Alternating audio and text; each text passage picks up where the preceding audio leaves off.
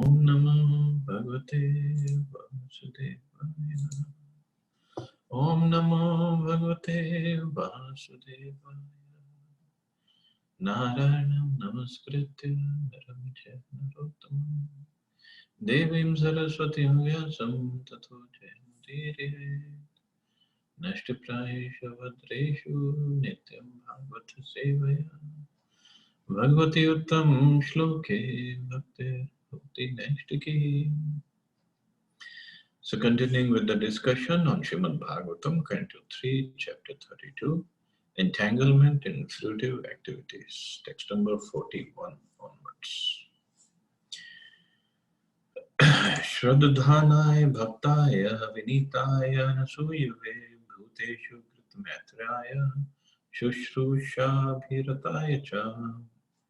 Instruction should be given to the faithful devotees who are respectful to the spiritual master, non-envious, friendly to all kinds of living entities, and eager to render service with faith and sincerity. So, instructions about Bhakti Yoga, that's what Lord Kapil Dev is speaking.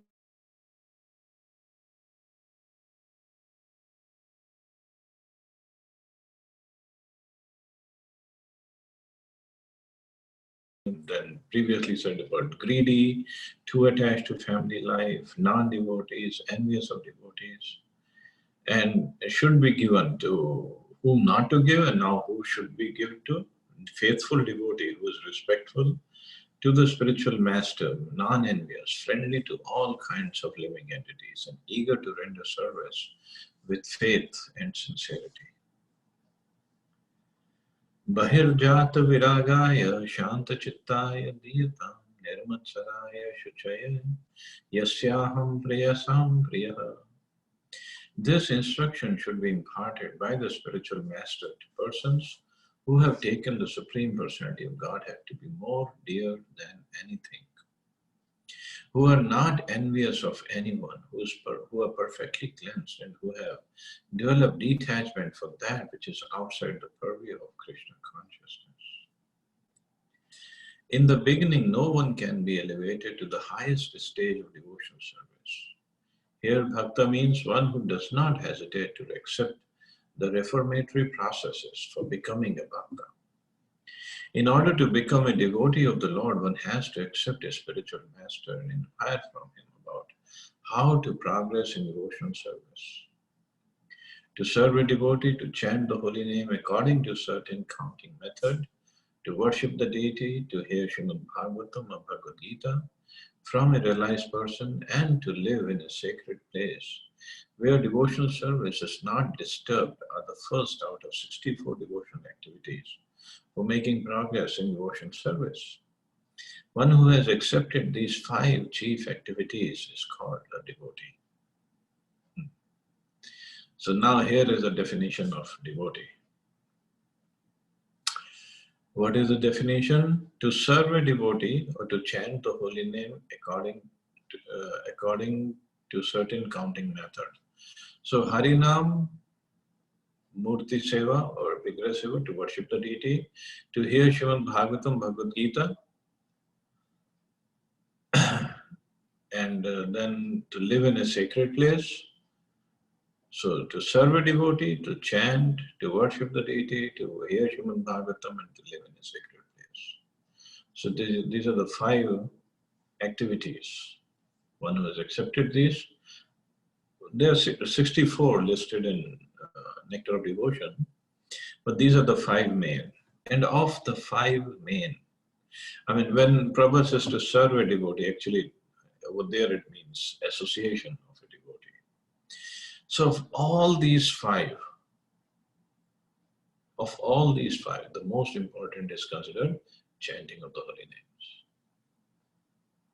So if somebody is chanting, then he's already considered a devotee. Now, the level of devotional service is different. That's a different story. But consider a devotee. One must be prepared to offer the necessary respect and honor to the spiritual master. He should not be unnecessarily envious of his god brothers. Rather, if a God brother is more enlightened and advanced in Krishna consciousness, one should accept him as almost equal to the spiritual master, and one should be happy to see such God brothers advance in Krishna consciousness. A devotee should always be very kind to the general public in instructing Krishna consciousness, because that is the only solution for getting out of the clutches of Maya. That is really humanitarian work, for it is the way to show mercy to other people who need it very badly. The word Shushrush Abhirataya indicates a person who faithfully engages in serving the spiritual master. One should give personal service and all kinds of comforts to the spiritual master. A devotee who does so is also a bona fide candidate for taking this instruction. The word Bahirajata Viragaya means a person who has developed detachment from external and internal material propensities. Not only is he detached from activities which are not connected to Krishna consciousness, but he should be internally averse to the material way of life. Such a person must be non-envious and should think of the welfare of all living entities. Not only of the human beings, but living entities other than human beings. So many instructions and words are there in this shloka. So Prabhupada, first of all, he talks about Shushruva Shushushu Abhirataya, means a person who is faithfully engaged in serving the spiritual master. Now, this service of the spiritual master is according to the wishes of the spiritual master, not by whimsical way of the disciple. Just like there was an example given, Prabhupada has given this example. If a spiritual master comes and he like so hot in India right now, so he coming in such a hot weather, and he comes to somebody's house and he asks a disciple, get me some water. But the disciple goes to his kitchen and he discusses with his wife, oh, Guruji wants water, but milk is much better than water.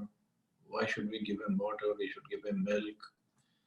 And more than milk, it should be hot milk, because that is very good for the body. Hot milk with some, whatever we want to add, some dry fruits and some nice jaggery or whatever. And he brings out hot milk for the spiritual master.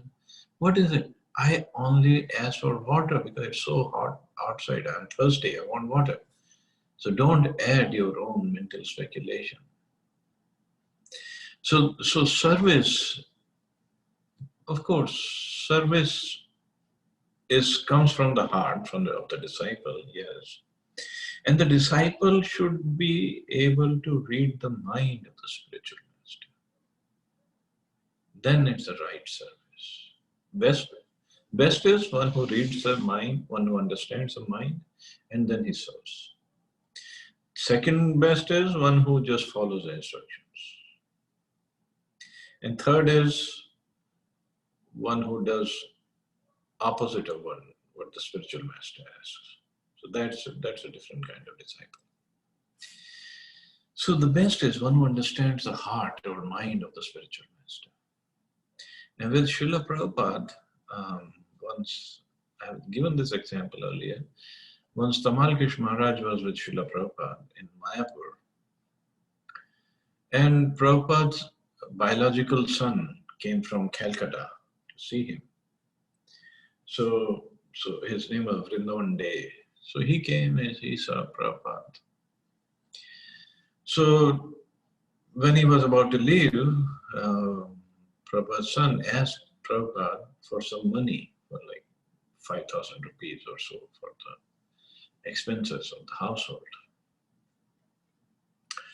Prabhupada asked Tamal Krishna Maharaj to give from one particular account money to his son. Tamal Krish Maharaj said, "Oh, Prabhupada, there is no money in that account. We spent it all."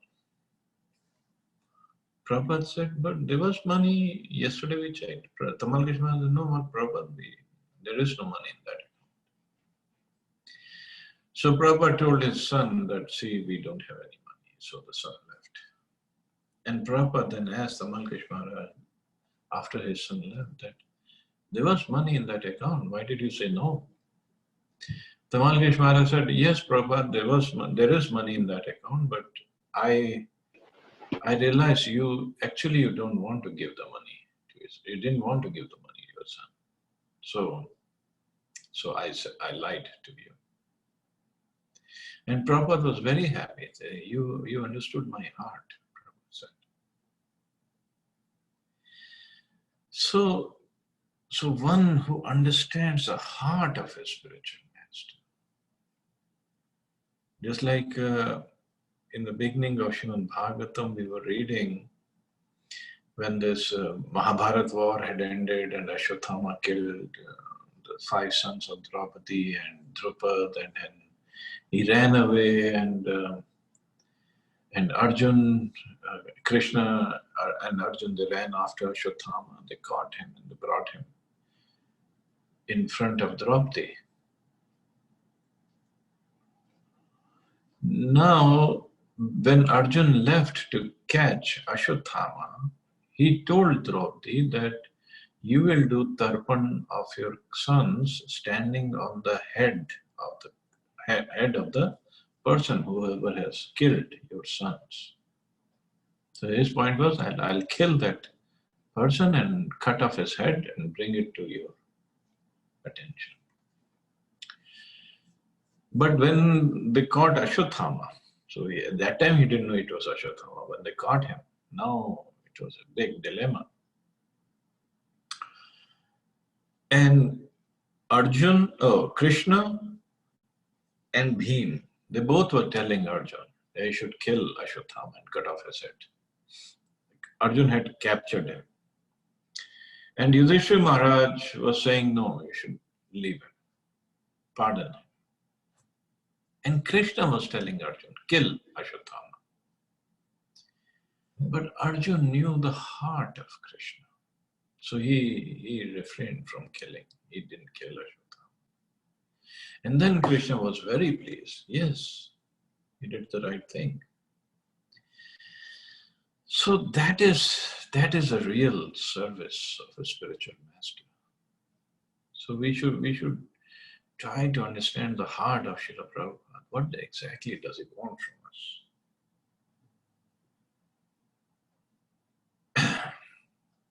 And then Prabhupada writes, the word Bahira Jata Vairagya means a person who has developed detachment.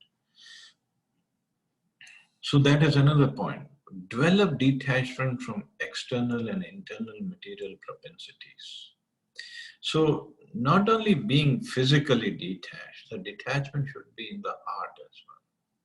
And there could be sometimes cases where physically the person is in contact with so many material possessions, but internally he is completely detached. Completely detached. It's like the example of Pundarik Vidyanidhi in Chaitanya Charitamrita comes. Pundarik Vidyanidhi was a great devotee, Vaishnava. And once Mukund Datta asked Gadadhar Pandit that there is a great Vaishnava in Navadvip, let's go see him. And Gadadhar Pandit was a brahmachari, was a very simple, humble brahmachari from the very beginning,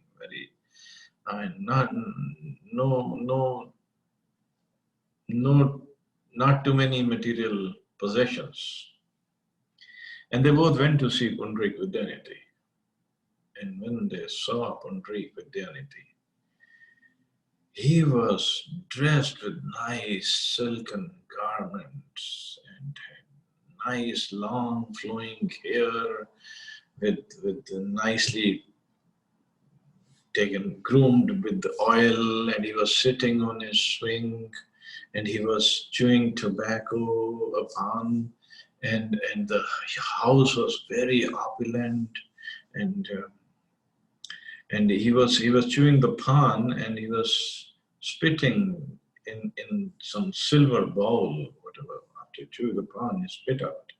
And there were mirrors, and he was looking himself in the mirror, and then making sure his hair are kept nicely. And there were servants around him to take care of him. So Mukundatta and Gadadhar Pandit, they just sat in front of him. And Gadadhar Pandit thought, just a thought came to his heart, that Mukundatta told me that he's bringing me to see some great Vaishnava. But here this person is so materialistically motivated, so materialistic. How come he's a great Vaishnava? And Mukundatta understood the feelings of Gadadhar Pandit. So Mukundatta, he was a great singer, so he started singing shloka of Bhagavatam. That shloka, famous shloka, Aho Bakiyam Stanaka Lakuta, means this Putana Rakshasi, Baki means younger sister of Bakasur.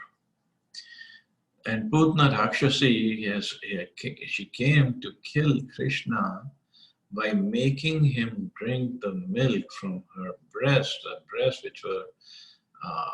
which was smeared with the very, very strong poison, Kalakuta poison.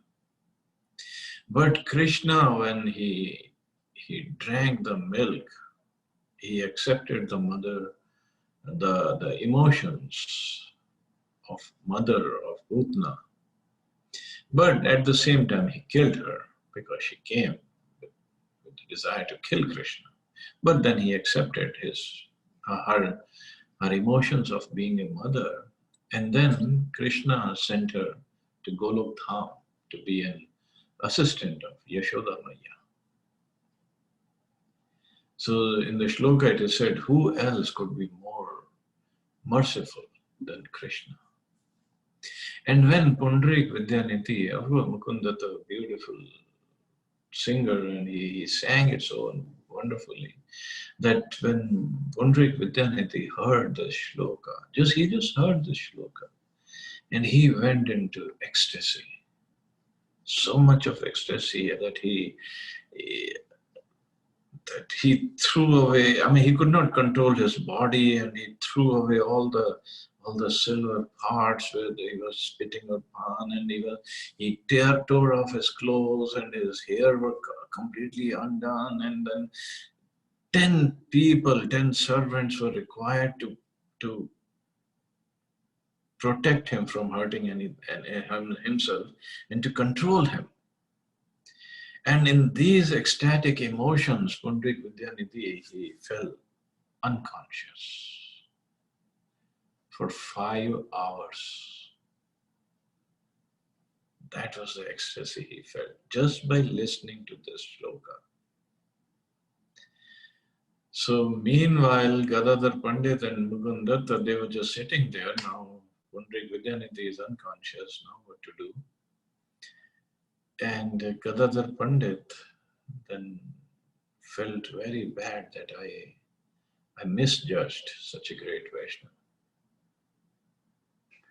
And later on, Gadadhar Pandit asked Chaitanya Mahaprabhu that if he can take initiation from Pundrik Vidyanidhi, and Mahaprabhu happily allowed. Actually, Gadadhar Pandit in Krishna Lila is Srimati Radharani herself, and Pundrik Vidyanidhi is Vrishbhanu Maharaj. So, father and daughter, that relationship continues. But the thing is, there should be detachment internally, more internally than externally. Because externally, if we show detachment, but internally we are still attached or have some desire to enjoy materially, that won't be very good. And then Prabhupada says, such a person must be non-envious and should think of the welfare of all living entities, not only of human beings, but all living entities. So this enviousness, that's very dangerous for a person who's trying to make advancement in bhakti. in any yoga process, more so in bhakti. We become envious of Krishna and of the devotees. How come of the devotees? If somebody has better qualities than me, of course, we'll always meet devotees who have better qualities than me. But we become envious. We try to bring them down to our level or even lower so that we feel better. See how I'm good, I'm better devotee than you. Because it's in my heart to, I want respect from others. And how come the other devotee is getting the respect? I want to enjoy the opulence that he has. Maybe he sings better, maybe he knows scriptures better, maybe he manages better, or maybe whatever he does. Maybe just he looks better, maybe he's richer than I am materially. We become envious. We definitely become envious. And that's when we commit offenses, and that's when our bhakti progress stops. And then ultimately we become envious of Krishna. How come Krishna has all these opulences? How come Krishna is being served so nicely? And how come Krishna has so much of knowledge? Because bigger asura means he gets envious of Krishna. He cannot get envious of little bit infinitesimal jivas like us. So he becomes envious of Krishna. So this enviousness is very, very dangerous, very detrimental for our progress. And because of this enviousness, we commit offenses. We start committing so many offenses we commit. And we still call ourselves devotees. Because we think I'm doing all those 5 activities that Prabhupada mentioned, so I'm still a devotee. But it's like enviousness, and then because of enviousness, offenses we commit. They're like cancer in our body. When the cancer starts developing in our body, it starts eating up the cells slowly. From outside, the body looks healthy. Even the person doesn't feel anything. But slowly, the cancer is eating up all the good cells. And it's developing in our body. And when most of the cases, they figure out, they detect cancer when it is really in the advanced stage. So by that time, then there is no way the person can live any further because cancer has already taken over. So similarly, the offenses committed by enviousness, and we think, oh, I'm still performing these 5 activities. I'm still being a nice devotee. People are coming, respecting me. I'm a nice devotee. I dress so nicely. I put on my tilak nicely, and this and that, all the excuses and all the justifications we give. But inside, the cancer of aparadh is eating up our bhakti. And then one fine day, very soon, we'll be out of the association of devotees, and then we won't even have a taste for chanting the holy name, taste for hearing Srimad Bhagavatam, Bhagavad Gita, and forget about staying in a dham, because dham vasis and the dham protector Lord Shiva won't allow us to live in dham. So this is what enviousness does. So instead of being envious, we should be appreciative of the devotees, of whatever achievements they have, and we should be in a service mood to the devotees. Then we are safe. The word diyata means that knowledge of Krishna consciousness should be offered by the spiritual master. The spiritual master must not accept a disciple who is not qualified. He should not be professional and should not accept disciples for monetary gains. The bona fide spiritual master must see the bona fide qualities of a person whom he is going to initiate. An unworthy person should not be initiated. The spiritual master should train his disciple in such a way that in the future only the Supreme Personality of Godhead will be the dearmost goal of his life. So, qualities of disciples we have studied all over, but they are qualities of spiritual master also. Especially when it comes to initiation, he should not be accepting disciples for monetary gains or for some other materialistic um, gain, that I have so many disciples. They should be properly trained. The disciples have to be properly trained up. So that kind of system should be there. That even before initiation, there should be proper training. And even after initiation, so initiation means it's just the beginning point. This is how it has started. From that point on, again, trainings. Prabhupada said, of course, in the beginning, Prabhupada also accepted disciples who were not qualified. But Prabhupada, first of all, he is a very, very potent spiritual master. He could take the karmas of his disciples and burn them. And also, after a few years of preaching, traveling, and initiating and expanding ISKCON, then Prabhupada gave a statement that now it's a time to boil the milk.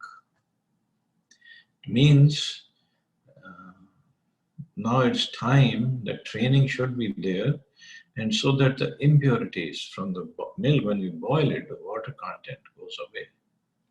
So the impurities are something that is diluting the disciples should go away.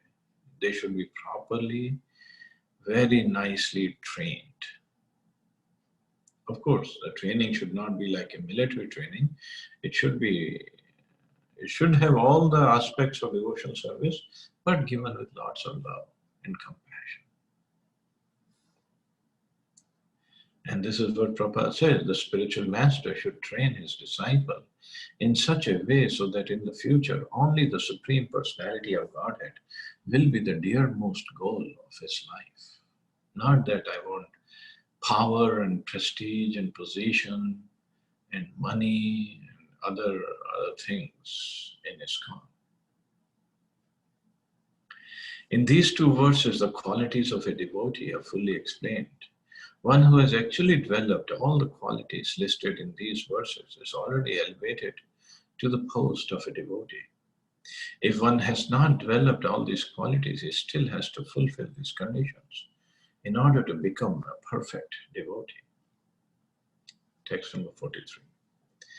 Yaidam shunu yadambha shraddhya purusha sakrit yo vabhidhatte machittaha sahyeti padvim chame. Anyone who once meditates upon me with faith and affection, who hears and chants about me, surely goes back to Godhead. So Lord Kapil Dev is, towards the last verse of this chapter, is clearly saying, anyone who once meditates upon me with faith and affection. So that's all we need to do. Develop that faith and affection for Krishna, meditate upon him or his pastimes, his rupa, his guna, who hears and chants about me, surely goes back to Godhead. Surely he does. So all we have to do is develop this faith and affection, and by following the qualities given in the previous verses. And then Lord Kapil Dev is saying, surely he goes back to Godhead. And it's only the third canto. Towards the end of third canto, because next is the last chapter of third canto. And here, completely telling what one can achieve. So we'll stop here. See anybody has any questions or comments.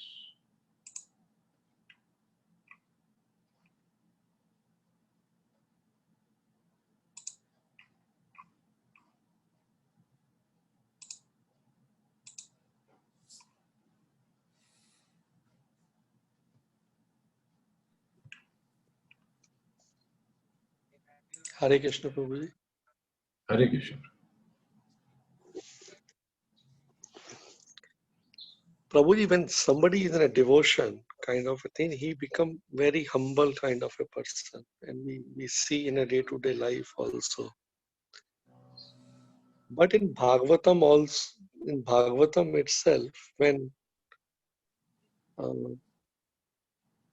Daksh, Prajapati Daksh went for some occasion and Brahmaji was sitting and Shankarji was sitting and Shankarji was meditating on super personality of Godhead. So he did not give a respect to the Pashupati, Prajapati, and become so angry, And later on, when Sati went to his place, he did not respected her also. So, despite of that, he was part of such a spiritual soul, in that loka. Why such kind of a behavior was predicted, kind of thing? He himself was part of uh, Golok or whatever we say. Oh, well, not part of Goloka, but yes, he is a Prajapati, so a very exalted person. But the point there is, even if somebody is in that position, he can still have those qualities, which are not good for him. And that is why Lord Shiva, he cut off his head and put the head of a goat on him. So he will not have that abhiman, being proud of being Prajapati. So he becomes humble.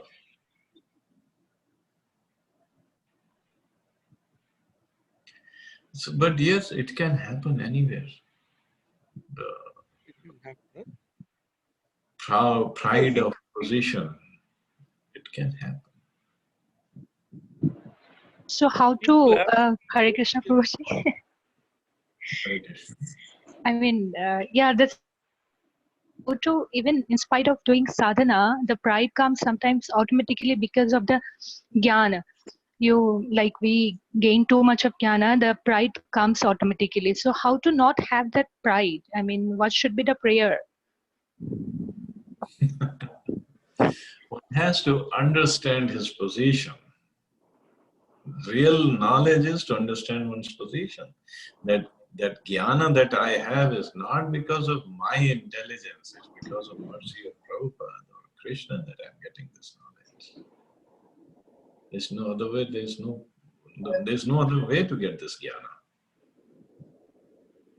jnana. And once we become proud of anything, jnana or position or beauty or richness, the six opulences, that's what makes one proud. Krishna, what he does then, because he loves all of us so much, especially the devotees, he takes away that opulence at the right time when we need it the most. That really shatters our pride. Mm-hmm. Just like in the story of Keshav Kashmiri, when he came to see Chaitanya Mahaprabhu, Nimai Pandit in Mayapur, Navdeep. So he was a Digvijay Pandit. He had defeated everybody all over the world in Shastrarth. But when he came in front of Nimai Pandit, who was known only as a grammar teacher in Navdeep, and Nimai Pandit just defeated him badly, left and right. And his pride was completely shattered. But then when he went to sleep at night, and Nimai had said, okay, we'll meet tomorrow again. Right now you must be tired, go home, sleep. So when Keshav Kashmiri was sleeping and Saraswati Devi appeared in her dreams, and Saraswati Devi and Keshav Kashmiri, "Oh, why did you put me down? Why did you let me down in front of this little boy?" Saraswati, this little boy is the Supreme Personality of Godhead. I am her servant. How could you go in front of my master and thinking that you can defeat him? So then Keshav Kashmiri understood. And then he was happy. He was defeated by the Supreme Personality of Godhead. So no problem there. But then that's what it is, that pride will be shattered by Krishna. And then it hurts a lot. Sorry. Yes, Prabhuji. So is it something like, in spite of doing our 4 regulative principles, pride may come or any other weaknesses may come, until and unless if we'll not consciously work on our own nature, if we will not shift it to a higher, nature, then it will not change. Is that so? Like, even though like we are chanting, it will not automatically work on that kind of weaknesses. We have to really pray by checking or introspecting every day of, within. Is that the way? Yeah, and working on our weaknesses, not just introspecting, working on those weaknesses. That yes, I have this weakness. So how can I remove it? We have to pray to Krishna, pray to Prabhupada, and at the same time, see. So this I have learned from pranic healing, which is philosophically it's correct, that soul is part and parcel of Krishna. They don't say it, but from Prabhupada's books we know that. So soul is very powerful. It's part and parcel of Krishna. It's not an ordinary thing.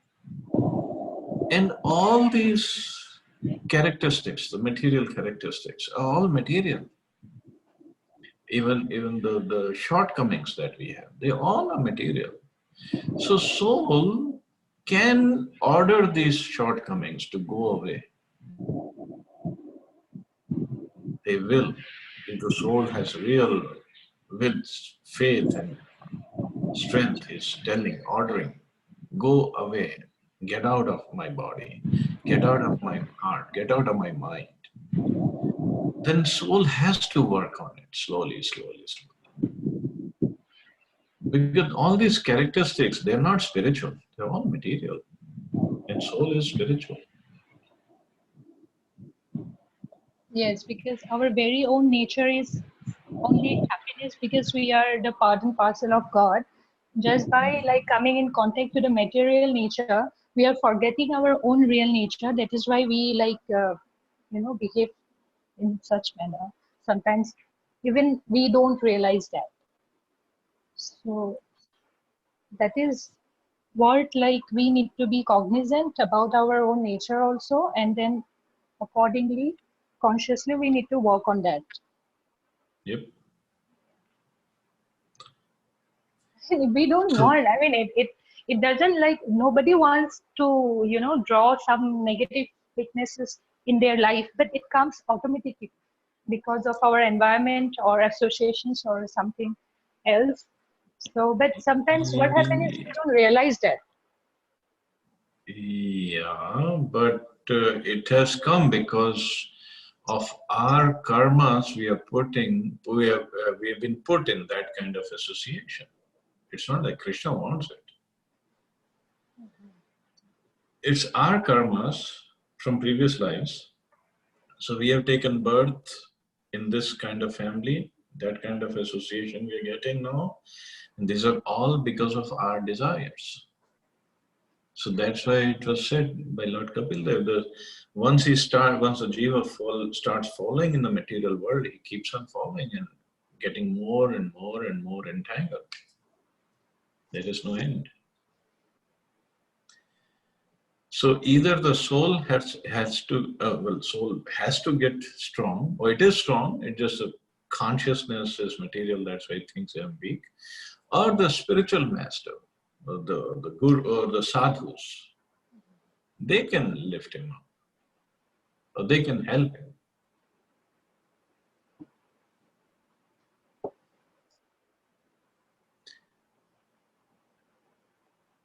So, but we have to be cognizant and we have to work on ourselves. There is no other way out. Yes, Guruji.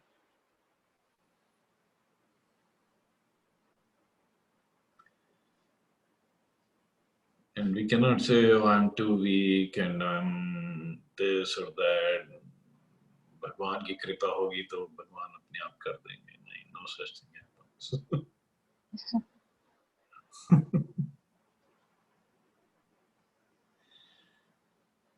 Bhagwan can help, Guru can help, but it's our thing that we have to fix.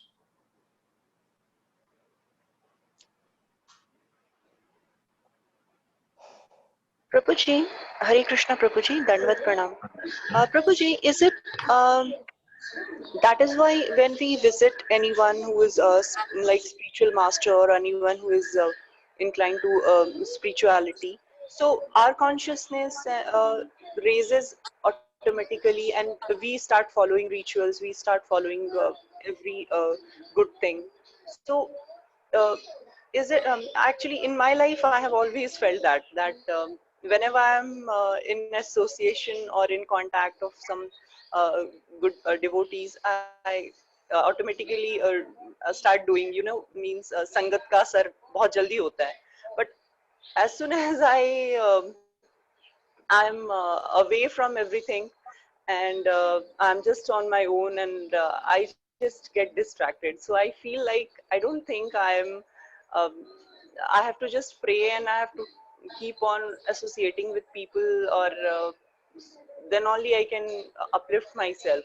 Otherwise, I am a person who just with the way I associate, I become like that.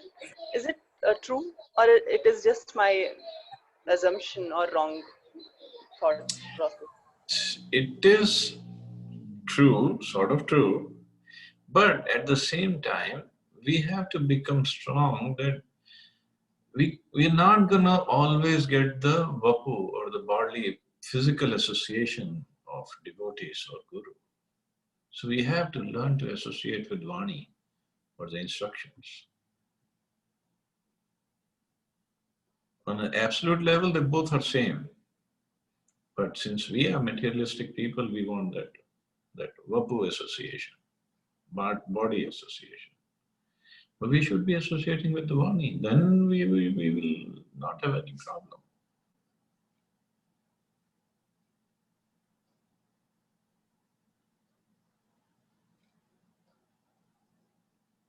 That was very softly speaking. I sugar-coated something. You want to hear something very harsh or something little harder? Then here it comes. Even if you don't want to. A spiritual master is not like a babysitter. You don't expect him to babysit you all the time. Yes, Prabhuji. I tried to sugarcoat it.